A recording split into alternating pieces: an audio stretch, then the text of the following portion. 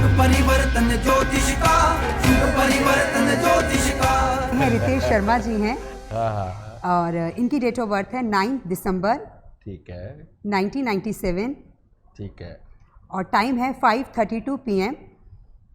5:32 PM। Place of birth है कुरुक्षेत्र, हरियाणा। रितेश शर्मा लिखते हैं कि पैसे की बहुत समस्या है और मेरे प्राइवेट पार्ट में भी दिक्कत है, जिस कारण से मुझे सुसाइड करने की नौबत आ गई है। प्लीज़ गुरुजी उपाय बताएं और मुझे मेरा करियर जो है किस लाइन में बनाना चाहिए, मेरी मदद करें गुरुदेव, मैं बहुत ज़्यादा परेशान हूँ। इन्होंने ये नहीं लिखा कि इनके पापा नौकरी करते हैं कि काम करते हैं, ठीक है जी, ये नहीं क्योंकि इनकी कुंडली के अंदर योग है कि अगर इनके पापा नौकरी करते हैं जी, तो ये नौकरी नहीं कर पाएंगे, और अगर इनके पापा बिजनेस करते हैं तो इनको नौकरी की तरफ जाना चाहिए, और अगर ये नौकरी करते हैं तो बिजनेस की तरफ जाना चाहिए, ठीक है। एक तो ये बेटा तेरे लिए हो गया। दूसरा, तुम्हारा बुध बेटा ऐसे घर में बैठा है जो उसका शुभ घर है, लेकिन ये सोया हुआ है, और ये सोए हुए बुध को हम बोलते हैं कि ये किसी काम का नहीं है, निकम्मा है, और ये कोई काम नहीं देता, ठीक है। जब तक हम इसे नहीं जगाएंगे तेरा बढ़िया हो ही नहीं सकता। होगा लेकिन धक्के खाते खाते 34 साल की उम्र आ जाएगी, तो वहाँ तक तो इंतज़ार करना नहीं, हमें अभी ठीक करना है। दूसरी बात, तुम्हारी कुंडली के अंदर शनि और चंद्र का मेल 11वें स्थान पर, जो इसे बोलते खाली जेब रईस, यानी कि पिता दादा की प्रॉपर्टी भी नहीं बचती, पैसे के लिए भी हालात ज़्यादा अच्छे नहीं होते, माँ को तकलीफ़ें होती हैं या स्वभाव खराब होता है।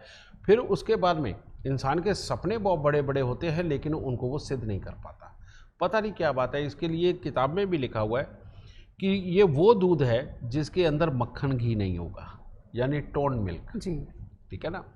तो ये इधर से लिखा हुआ है।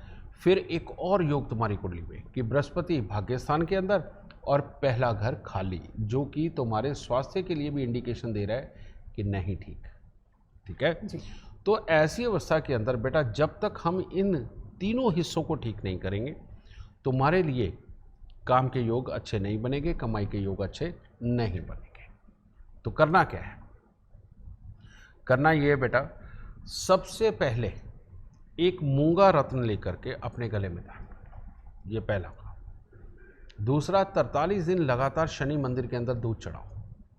तीसरा, तुम्हारे जन्म से पहले का कोई भी पत्थर हो, तुम्हारी माँ को कहो 43 दिन तक दूध के साथ धो के उसे टूटी के नीचे रख दे। भले वहाँ कपड़े धो, नहाओ, बर्तन धो, कुछ भी करो, उसकी चिंता मत करना, बस जब भी टूटी खुलेगी उसके ऊपर पानी पड़ना चाहिए। ये काम करो। हर रोज़ केसर का तिलक नाभि, जुबान, माथे पर लगाओ, समझे। और किसी की भी अमानत में खयानत नहीं करनी, क्योंकि जब शनि खराब हो जाता है, इसे चंद्र शनि के मेल को शनि खराबी बोलते हैं बेटा जी। तो जब भी शनि खराब हो जाता है तो आदमी में मजबूरी में अमानत में खयानत करता है। कुदरती बात है, आज ये एपिसोड किया तो तुम्हारी पहली कुंडली सामने आई है। तो ये अमानत में खयानत तूने जहाँ की, या अपनी बहन बुआ से पैसे लेकर के अपने काम में लगाए और उनके पैसे वापस नहीं दिए, ये दोनों ही सिचुएशनें तेरे को डुबो देंगे। तो इस तरह की गलती तुम्हारे पास से कभी नहीं होनी चाहिए, ठीक है। तो ये करो उपाय। और दूसरा, चमड़े का पर्स, लोहे की अलमारी, इसके अंदर पैसे नहीं रखने। लाल और सफ़ेद रंग की शनील की थैली बना लो, उसके अंदर पैसे रख के कोई लकड़ी के बक्से वगैरह में उसमें रखने शुरू करो, तुम्हारे लिए वो भी बहुत बेनिफिशियल रहेगा।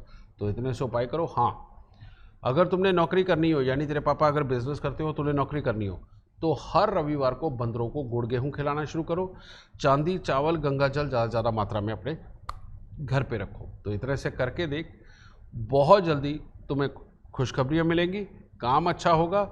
सोच पे थोड़ा सा काबू रखो, थोड़ी देर का सब्र करो, बहुत अच्छी ज़िंदगी जाएगी बेटा। अगर कोई तुम्हें काली भौंडी गाय, कहने का मतलब जिसका एक सींग हो एक ना हो जी। दोनों ही सींग ना हो, अगर मान लो दोनों ही हैं तो बड़े अटपटे टेढ़े मेढ़े हो, अगर कहीं ऐसी गाय तुमने घर पे पाल ली और उसकी सेवा करने लगे, उसका दूध पीने लगे, तो बेटा तेरे को ज़्यादातर किसी उपायों की ज़रूरत नहीं रहेगी और ज़िंदगी के अंदर अपने आप सब कुछ बहुत अच्छा हो जाएगा। खुश रहो बेटा।